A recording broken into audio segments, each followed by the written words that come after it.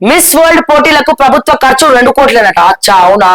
25 కోట్ల స్పాన్సర్షిప్ కు pharma, media, పర్యాటక సంస్థల నుంచి ఆఫర్లు. ములుగు రామప్ప సాగర్ లో నిర్వహించే ప్రత్యేక ఈవెంట్లకు స్థానికులకు ఆహ్వానాలు. గ్రాండ్ ఫినాలేకి 3500 మందికి అవకాశం. రష్యా ఇజ్రాయిల్ అందగత్తెలకు భద్రత. ఈ అందగత్తెలందరికీ మాత్రం ఖచ్చితంగా భద్రత కల్పించాలి. ఎందుకంటే చాలా మంది ఉమనైజర్ ఉన్నారు రాజకీయ నాయకులలో, చాలా మంది. ఇక నేను ఇది మాట్లాడితే లోతుగా ఆ సబ్జెక్టు భయంకరంగా ఉంటది పరిస్థితి. ఓకే, మీ కాంగ్రెస్ పార్టీ ఎమ్మెల్యేల గురించి కూడా నేను మాట్లాడుతా ఉన్నా. రేవంత్ రెడ్డి గారు చాలా మంది ఉన్నారు అందులో.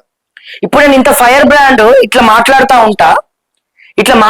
ఉంటా, కానీ మీ కాంగ్రెస్ పార్టీలో ఒక కీలక నేత, మీరు టికెట్ ఇచ్చినటువంటి వ్యక్తి నాకు పిచ్చి పిచ్చి మెసేజ్లు పెడతా ఉన్నారు.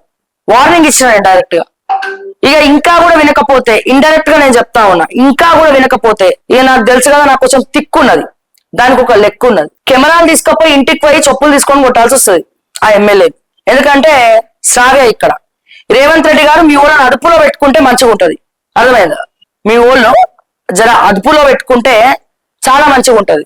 అండ్ నేను ఇక్కడ ఏం చెప్తున్నానంటే, అందుకే అంటున్నా, వాళ్ళని పిలిపించింది కాదు, మన తెలంగాణలో సంరక్షకులను కూడా ఏర్పాటు చేయాలి.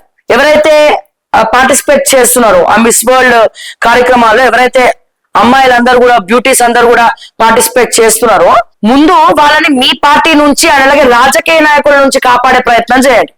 ఎందుకంటే ఇది మిస్ వరల్డ్ పోటీలు, ప్రపంచ వ్యాప్తంగా తెలంగాణ పరువు, తెలంగాణ రాజకీయ నాయకుల పరువు పోతుంది ఇట్లాంటి వ్యవహారాలు చేస్తే. సో అందుకని ఇంకెక్కువ ఇది చేసే పరిస్థితి చూడాలి మీరు. అంటే ఇంకెక్కువ సెక్యూరిటీ ఇచ్చి ఏర్పాటు చేసేటువంటి పని మీరు చేయాలి. అట్లాగే మీ ఎమ్మెల్యేలను కూడా అదుపులో ఉంచుకోవాలి.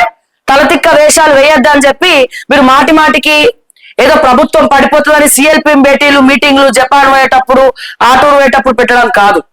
ఈ మిస్ వరల్డ్ పోటీలప్పుడు కూడా మీ ఎమ్మెల్యేలకు చెప్పాల్సినటువంటి అవసరం ఉన్నది. ఎటువంటి వ్యవహారాలు తలదూర్చొద్దని, జాగ్రత్తగా ఒళ్ళు దగ్గర పెట్టుకుని ఉండమని చెప్పి చెప్పాల్సినటువంటి అవసరం ఉన్నది. ఇది నేను బహిరంగంగానే చెప్తున్నా.